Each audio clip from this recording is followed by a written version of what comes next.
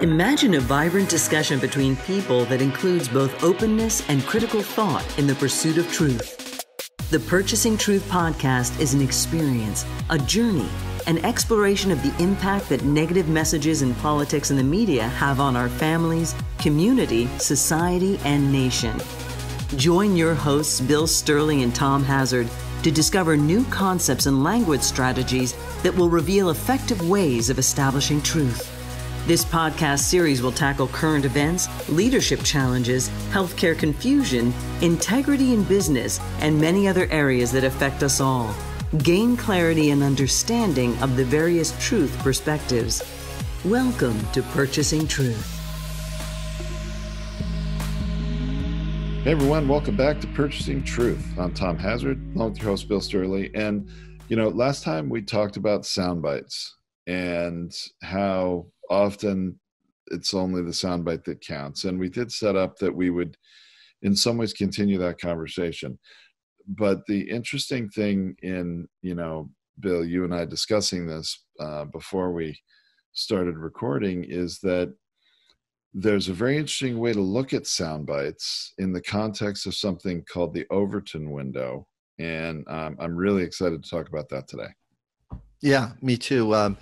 The thing about the brain and communication is that you just got to tap it in one direction or another, and sometimes news media is boring, and the reason why it's boring is because they're pitching a message that's in alignment with this window of belief, and we've talked a lot about communication and beliefs on this show. We've talked about communication and values and needs, and we've talked about, communication based on a person's preferences. Some people prefer things that are safer, and some people prefer things that are more risky and more creative. Some people prefer things more social. Some people prefer things more logical. So we do get pulled around communication-wise, and the example of the Overton window is that policy is set right in the middle of this window. The only thing is that on the top, on one side of the window is the unthinkable. From so much freedom and so much chaos, it's unthinkable. And then on the other side, less freedom is the authoritarian that's unthinkable. So we've got Brave New World on one side of the Overton window, and we've got 1984 on the other side of the window.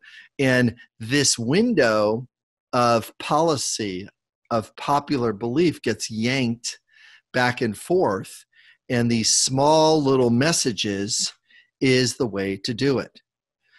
You've got to master the soundbite and keep playing the soundbite, because you're trying to build the listener who doesn't have time necessarily to process it. You want to really just tip the scale, just put another little thing on their side, little thing, little doubt, little skepticism, little belief that's on the side. And it's making extreme things move normal one way or another. So the control narrative works one way, and then the freedom and justice moves another direction. You're going like, oh, we're getting polarized on this window, and it's really stretching us and really kind of hurting our brains and, hurting our government, because the adults are not fully in the room. The ideologues are in the room, and so that makes it really, really difficult. And that's why you'll see court cases and things like that.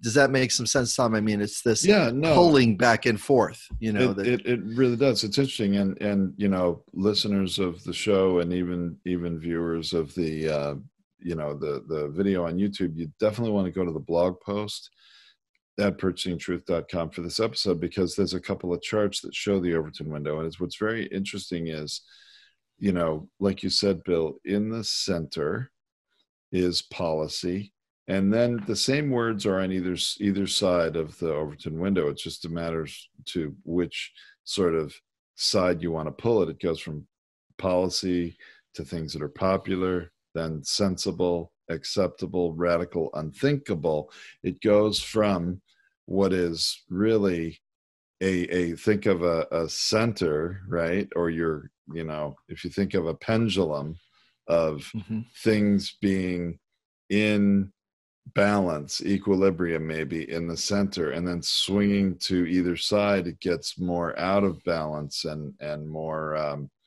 chaotic. And interestingly, we are at a time in the United States where our government, I would say the administration who's in charge of government, is continually trying to divide people, and we are very polarized, and we all sort of expect everything is going to be viewed from this sort of team sports perspective. You're either on my team or you're not on my team, right? Right. Yeah, there's not a lot of gray area. There's not a lot of sensible conversation, civil discourse, where we, a lot of times I think Americans today are forgetting, hey, we're all Americans.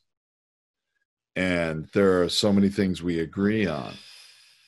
Right. And to the point where, and this is one example, though, there were, cases argued before the Supreme Court, as there are every season. Right, exactly. Right?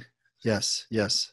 And one of the cases is a very political hot potato, a polarizing one, of abortion, and was about this law that Louisiana had passed that severely restricted abortion. It effectively made it so that it was not practical for anybody to get an abortion who needed one or wanted one in Louisiana, and you had to leave the state to go get one. And there are examples, you can read stories about, there are examples of, actually, in fact, the woman who brought this case, and it eventually was brought up to the Supreme Court, had to leave Louisiana and go to Texas to get an abortion when her third pregnancy, I guess there was some serious genetic defects. The child was going to have a very, very hard life, and she and her husband decided to terminate the pregnancy. She had to go to Texas. Anyway, yes, not to argue into the politics of it, but but just to understand the frame of reference where it came from. And so, interestingly, the Louisiana law was nearly identical to a law that was passed by Texas and made it to the Supreme Court 4 years ago. Oh, and okay. At that time, Justice Kennedy was still on the Supreme Court, and he was, while some viewed a swing vote, definitely voted with the liberal justices more often than not. And they struck down that Texas law as unconstitutional. And Justice Roberts, Chief Justice Roberts, who was on the court at the time, wrote the dissent. He was one of the votes for upholding the law in Texas. Right. And so in this polarized political environment we're in this team sports narrative, I'm putting this in air quotes, conventional wisdom, which is kind of ironic because I don't know that it's always wisdom, but the general belief among, justice scholars was that this Louisiana law was going to be upheld because now there is believed to be 5 more conservative justices on the court, including Justice Roberts, who voted to uphold the Texas law 4 years ago, and that they're going to uphold this Louisiana law, and that's going to essentially be the end of abortion in Louisiana. That's right. However, Justice Roberts, and in using this analogy of the Overton window, is seemingly pulling the pendulum back toward center.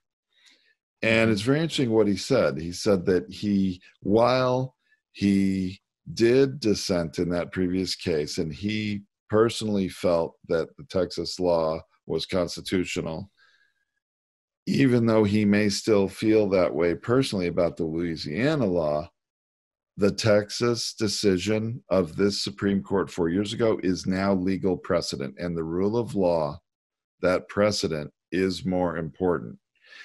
That is a very adult I would say, decision, a Yes. non-team sports decision. Would you agree, Bill?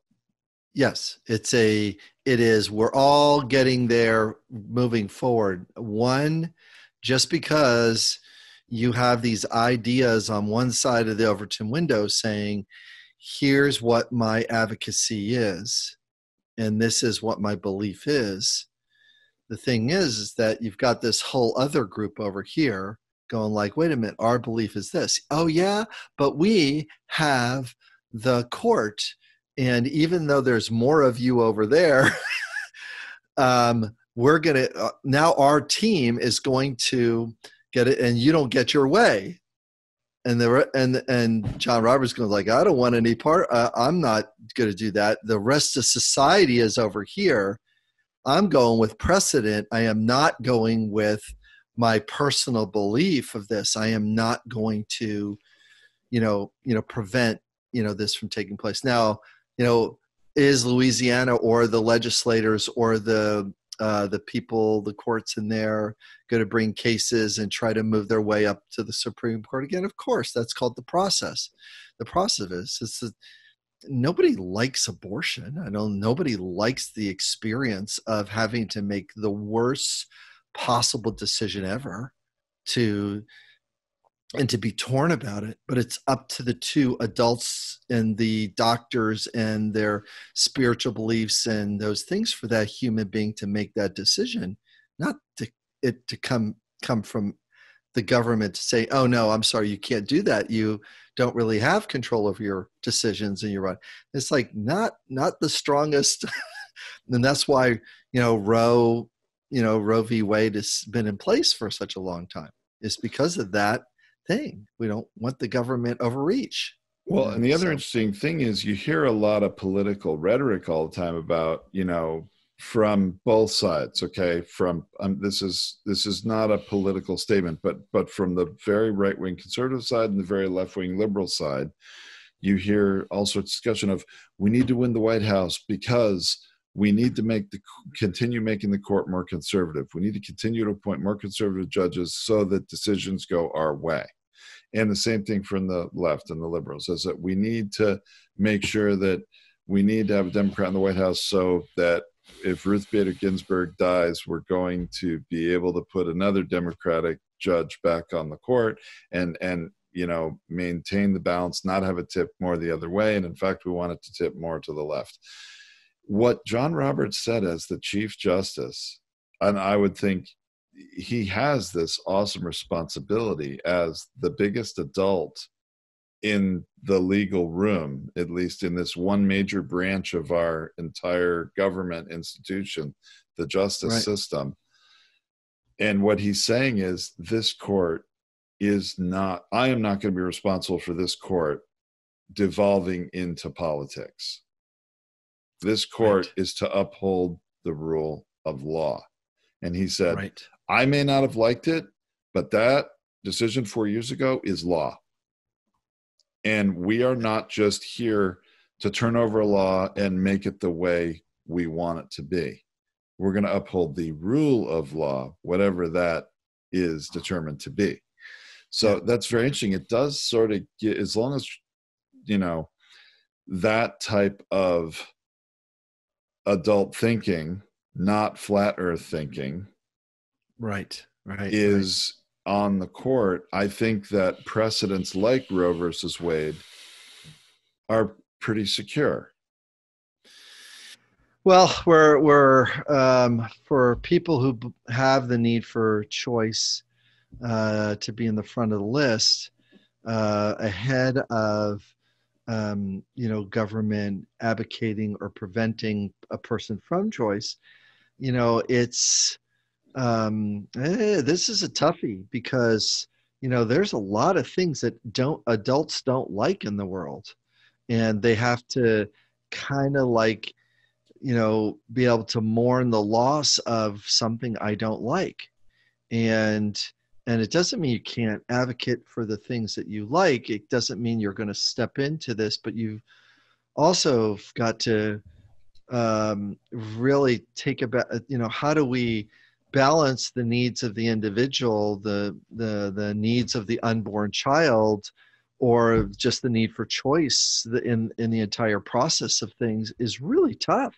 It's not an easy, head nod one way or another. We can, if we slow down to get it, it's like, it's not easy for me to say, Tom, I'm going to vote for something. And, oh yeah, I'm going to take your choice away because I'm doing that. It's like, I don't know. I don't know about that. Because, just because my team, happens to have the legal vote, and meanwhile, the rest of the population is sitting on the other side going like, you guys got to cut it out. It's like, because if we want, the Overton window on the other side of it is like, that's why the upheaval takes place, is we don't get a sense that anything is really moving. So we are going to move it over to the unthinkable, the radical, the unacceptable. We're going to move it over to that space because you're really not quite listening to this. It's literally to, just put on, just putting on a timeline, the 1,944 Black Americans that have been killed by police, just putting those on a timeline. It's like, well, no wonder why they've had it. It's like it's not a good thing. Why is it not a good thing? Well, because they are citizens. They are human beings. You don't, execute somebody. You can arrest them, but executing them? No, I don't think so. That's not the things. And that's the thing to really kind of get a hold of, is we've got to do a much, much, much, much better job of, looking at what is inside the window, as well as staring down the craziness. And, and what does the craziness mean? Is when somebody tries to move the Overton window, when they put something out on one of the fringes, it just drags the center right to them, and this is why comedians and all the late night talk shows basically have so much fun right now, is they're going like, they're pointing out that they're doing much better than the regular media does, because they're pointing out, this is crazy. Stop this over here. This is unthinkable. This is an unthinkable thing. You need to look about it. And it creates the wonderful feeling of skeptical. Skeptical tells us that our need for truth isn't met. It does. It tells us our need for trust isn't met. Skeptical is one of the best emotions ever. Doubt, skepticism. And we talk a lot about truth and trust on this show, about how do you language it and get it to move in your direction. It's going to be interesting to see what the next way that our brain is going to be tapped by the next, event. And there's been, what's going to tip it? What is going to make people just say, this is exhausting. This tapping, it's like Americans are getting hit on both sides of their head with a stick with this messaging. It's really hard. And that's the thing, to just get, just to experience being really unsettled. It's just unsettling. It is unsettling. But what's interesting to see is that not all Republicans, anyway, are being, are in lockstep together with the president, and advocating for those messages, hitting with the stick. And then, in fact, so many Republicans are very unhappy with what's happening, to the point where they don't think it's good for the country. And that's how you get an organization like the Lincoln Project. And it's interesting because I think we need to add them to this conversation, because what they're doing, while the president is moving the Overton window close, farther away from center to the radical, Right. and to what almost daily many of us think is unthinkable or would have thought was unthinkable before ends up happening. The Lincoln Project is trying to pull the window back to the center through their messaging, because they don't believe what the current administration is doing is right for the country. And they're being very vocal about it in, I think, quite an effective way. At least it appears that way to me. Yeah, I think so. I think they're doing a better job of the small messages that are getting out of there. And it's just another tap on that side of the brain on the left, it's like, well, you've been tapped on the side of the brain this way. Well, we're going to tap it on the other side of the brain. It's like, oh, I see that point of view, and now I'm able to get there. It's like, it's the people that call themselves undecided. It's like, undecided about what? Well, why are they undecided? Because a part of them sees one thing one way, or a part of them sees things another way? Or is it just emotionally unsafe to pick a side? I don't want to play the game anymore, which is literally a strategy. If I make it emotionally unsafe to vote, if I make it emotionally unsafe to talk about politics, I get somebody that's a non-voter, which is actually on my side. I want the non-voter on my side. And regrettably, the Trump Republicans are interested in that equation. It's scary, it's scary honesty. I mean, the ability to, So, I mean, that's a little bit more of where the truth is kind of like it gets pulled both sides, and even it does you and I get are pulled. pulling it. What's interesting to me is, the Lincoln Project thinks a lot of the president's assault on truth is so radical and unthinkable, and they don't like that their brand, the Republican brand, has been hijacked by Trump's brand of well, I don't know what you call it, but Trumpism. Business capitalist, authoritarian capitalism. That what they're doing is putting out messages that, to me, I keep saying to myself, it's interesting, the Overton windows, language used there, but I keep thinking to myself, wow, these Republicans are being really sensible. I do say that to myself. They're being really sensible. They're putting country over party. I respect that. And it makes me think, if one of these guys would, speak this truth and run for office, I might consider them, to vote for them. Right. So it's interesting how it's really a perspective meter in some ways, isn't it?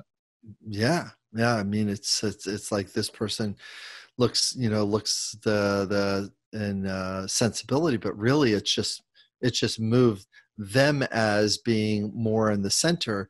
Meanwhile, the folks on the other end are going like, wait, we're trying to be reasonable over here, but you're just doing, kind of slash and burn politics over there. I mean, literally, it's not, there was even talk that even if Hillary Clinton would have been elected, the Republicans would have blocked her filling the seat, the other justice seat. They would have blocked her for 4 years. For another 4 years, they would have sat there and go like, no, we're not voting on this. No. We're waiting until our guy gets in, and that is the thing that's really, really unsettling, is because they just wait for their, it's not, live with, work with, and trying to make a good point. It's, we want it our way, and our way is at the expense of anything, truth, honesty, information, facts. We're not interested in that. We're interested in our way through the people that are funding our campaign, through the voters that believe that in our way and they're going to vote for us. And we can't even do a small little version of truth, or we're going to get hammered. We can't advocate for truth. We have to advocate for beliefs. and I it comes out of my mouth, and I feel the most unsettled by it. I mean, John McCain stands on stage and says to a woman, "I'm sorry, he's not Muslim." She's correct. Vote on me for my values and my ideas about how to run the country. The rest of the country, or the people that see him on that side, are going like, he just advocated for truth. They don't say, he's a man of integrity, I'm going to vote for him. They go, he's not on our side. Right. We've been calling him a Muslim for years. He's not on our side anymore because he's not, believing what we're believing. And all of a sudden they just get mad at him. It's like, well, and to me, you got to respect the man for speaking truth when it would have been very easy for him to have fanned those flames of, racism or I don't know, is that racism, or is that, it's religious, I guess. A religious bias. Practice on truth, a bias. Yeah. I mean, you got to respect him for, and that to me, I mean, he put, America over party in that instance.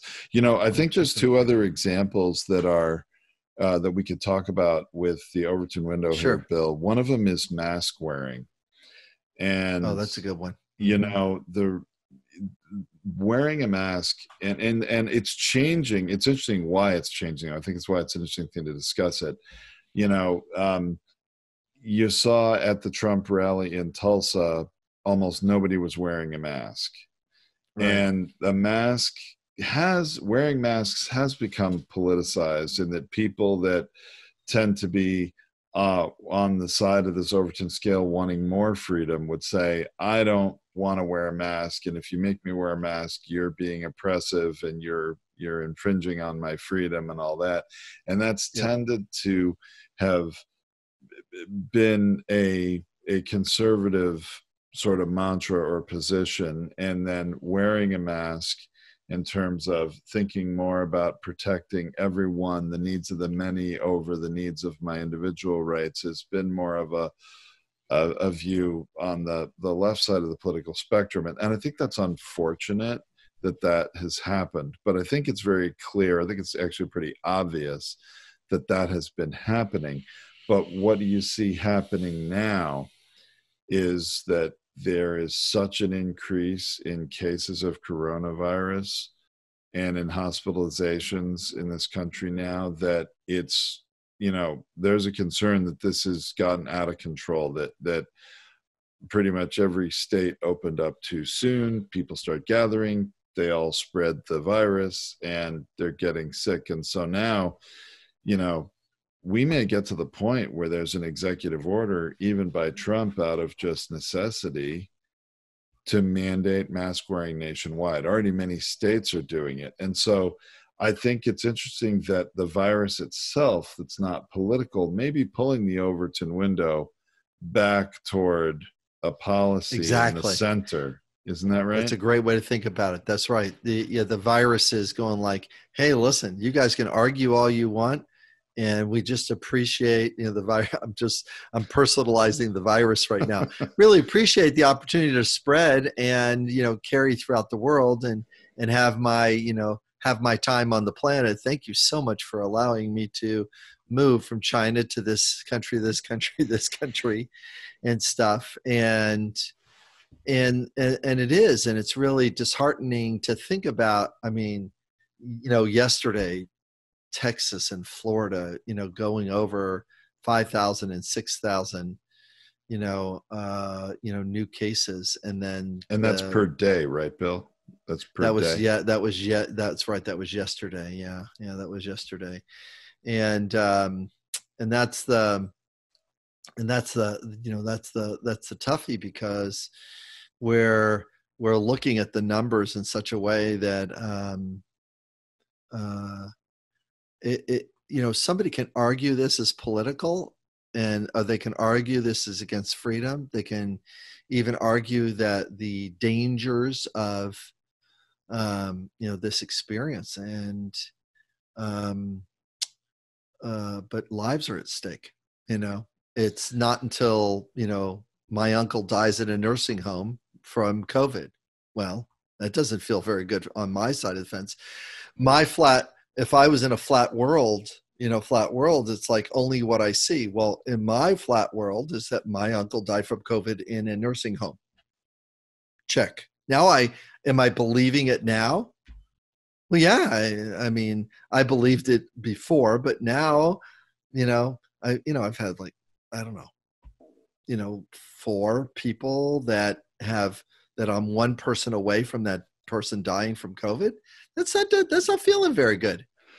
Yeah, that's the my interesting world. thing, though, you're right. There is still a flat Earth mindset, though. I had the opportunity just a couple of days ago to be at a small gathering, a very small gathering, but a gathering nonetheless of Sure. people not related from different areas, don't live together, whatever, and for 2 days. And the way that gathering was, initially, everybody had masks on. And I got to tell you, over the course of the 2 days, by the end of it, nobody had a mask on. And one of the people there was a woman who was pregnant. And there became this sort of, I think, false sense of security that we all know each other. Nobody appears to be sick. Yeah. And nobody was wearing masks. And thinking back on it, was probably very irresponsible. Well, but again, talking about the Overton window and things that can pull it back to the center, Bill, I think there are a lot of people, the flat Earth mindset, because I heard a lot of people say, I don't know anybody. Do you know anybody? And I said, well, my friend Bill has an uncle, and so it's like so many steps away from you, right?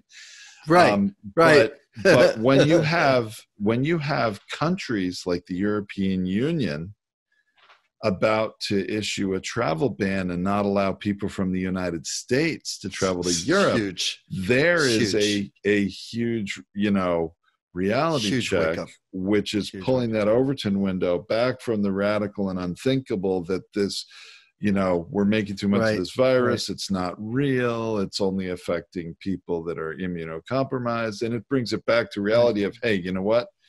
This is a serious situation that we've got to deal with. And here's where truth lies. Yeah.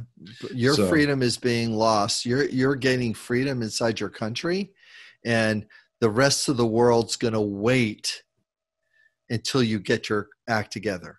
It's going to wait until you handle your own business.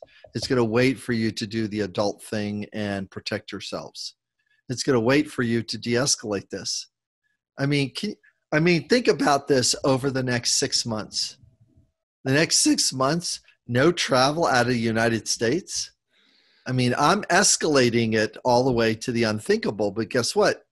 It's not unthinkable. It's really not unthinkable. And I'll tell you what, Bill, the interesting thing is during this whole lockdown pandemic, starting in mid-March, guess what? I was planning to go to China in May originally. And of course that didn't happen. And I didn't think it was safe. I didn't want to go to China, but you know what? I need to, for some of my business at some point, I need to go to China. And right now I'm thinking China's not going to let me go there. They're not going to let Americans go over to China with the state of things here. So it's going to be a lot longer. I'll be lucky if I get to go over there at all in 2020. It may not be until sometime next year. I mean, this is going to be forced upon us. Well, Bill, so there's one more, I think, really good topic that we could look at through the lens of the Overton window. And maybe that's a good one to wrap up this episode on. And it's a big one though. So it's not just going to be 2 minutes here. This is a big one, and that's mail-in voting.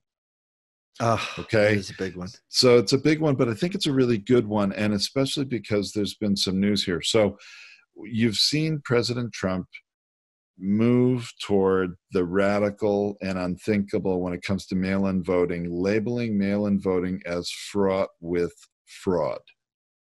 That's right. And he's he's been speaking out against it, and it's not really been in alignment with truth when you go and analyze, states that have a significant amount of mail-in voting, and there are some states that are entirely mail-in Yes. voting, like the state of Washington. Yeah, and I think Utah is pretty close too. There are a lot of I think there's a number voting. of states that do it, and it's like they're really very high. I mean, I'm not saying there's no fraud, but there's not enough fraud. Okay, pause. Yes. That little thing that you just did there, I'm not saying that there's no. See that? Oh, yeah. What okay, that little thing. Oh my God, I love catching these moments. It's like the best. It's like the best. It's giving credit to the minuscule. There's a giving credit to the minuscule, which then raised the scale from the minuscule to be, well, there's not that much. What, 5%, 10%? That's small, but really it's 0.000 because of the diligence of people counting this and the the double checking that takes place to have certainty that this is associated with this. The level of detail at the voting level is so high that the people that are in charge of that are so loyal to the United States, are so detail-oriented, they match the name with the vote, and it is with the address or all the different things that they do to match it.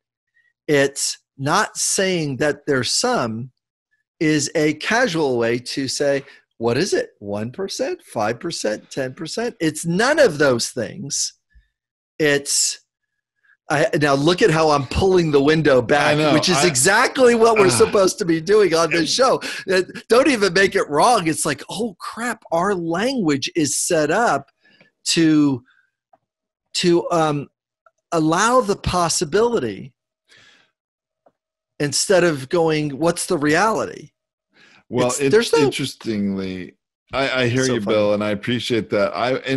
Interestingly, I was just trying to make sure that what I said remained in alignment with truth, and not to do an extreme, position that there is no fraud in mail-in voting, right? Yeah, like it's like crazy how little there is, right? From how diligent these people are that are in the counting place. Now, your sentence is okay from a absolute. You're right. It's not absolute, but it's also not anywhere near 1%. Right. And truth be told, that's a good catch. There is some, I'm sure, fraud in in-person voting. I mean, I don't think either system can imagine that immune from that, right? I can imagine that. Yeah, but you're right, though. The systems of voting in the United States of America are already pretty darn detailed, and the amount of voter fraud that exists should not be our biggest concern in this country. It tends to be a good partisan talking point when you don't win an election to question the vote and how much fraud was there and to try to shine a light on that, which I wasn't trying to open that can of worms and get into that long discussion now, but yeah, that's good. That's a good one. But it does move the window away from center for sure. But here's the thing is that, Trump's trying to paint the picture that mail-in votes can't be trusted. And right. I think he personally fears losing an election and is trying to cast doubt on election results before they even happen if mail-in voting is a predominant way that people vote, especially with coronavirus and all this. So interestingly, he's been throwing all kinds of shade on that and dragging the window to the extreme on that one. He is and you and I have talked about this on the show, he is really, really, really good at marketing, selling, branding. He messages things that are so not true to create.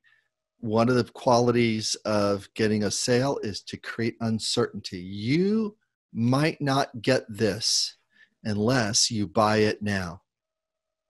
This thing is going away, and if you don't get on my side, I'm going to go away. He's literally selling himself. Even the window of whether or not he's going to drop out in the race, which is something that's been leaked out into the environment by his party, is like, oh yeah, if he gets too far behind, he won't even run. Yeah, because he doesn't want to lose, right? Because he doesn't want to lose.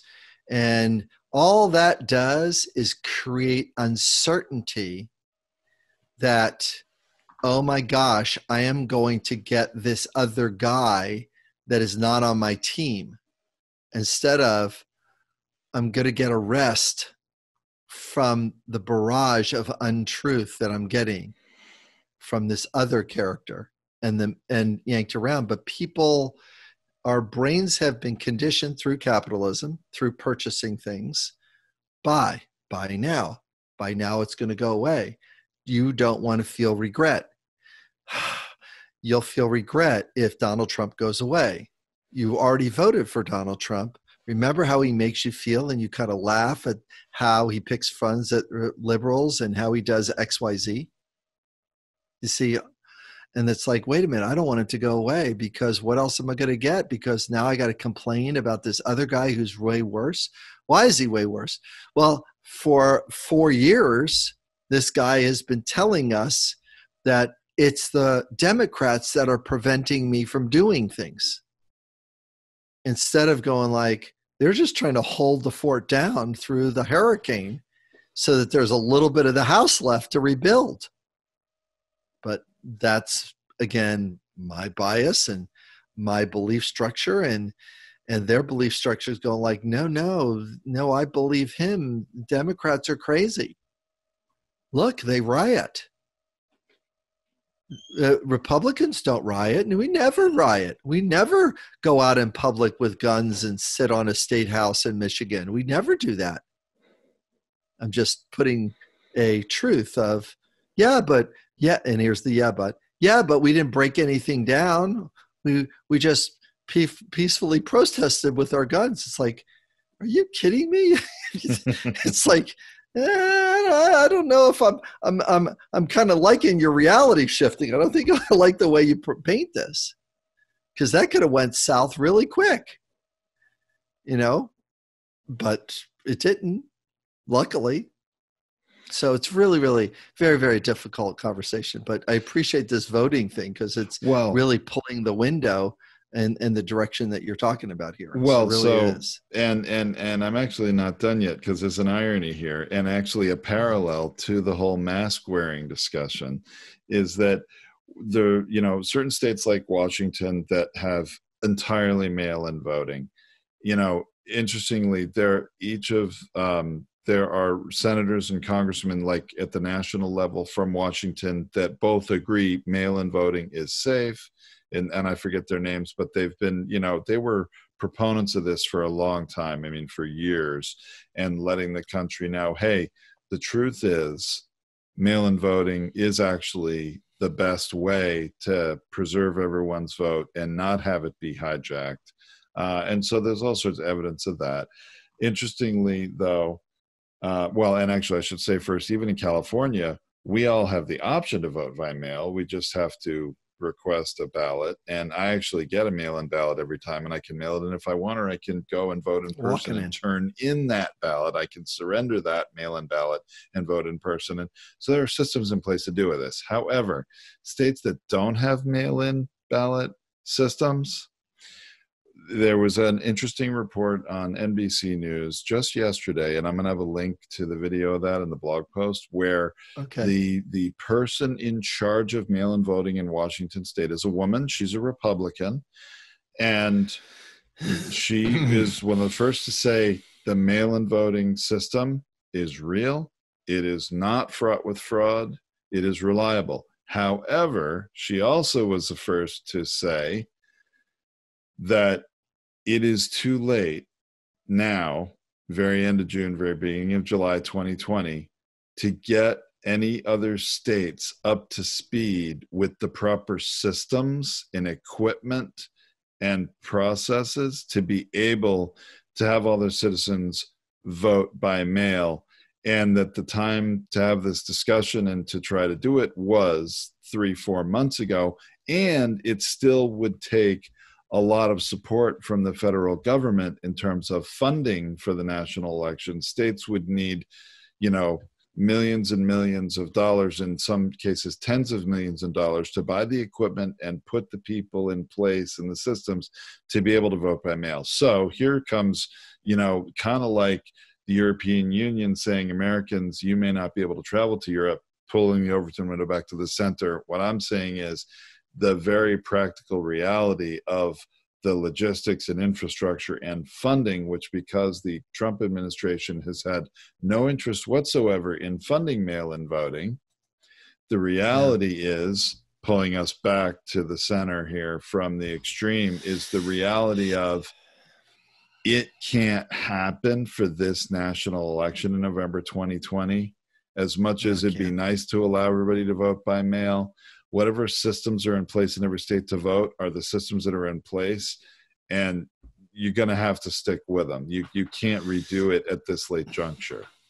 So that's sort of the reality check, right? Well, I'm really enjoying this conversation, because what truth looks like is, that you can run out the clock and then also prevent, and that's another way to get your truth to not be acted upon.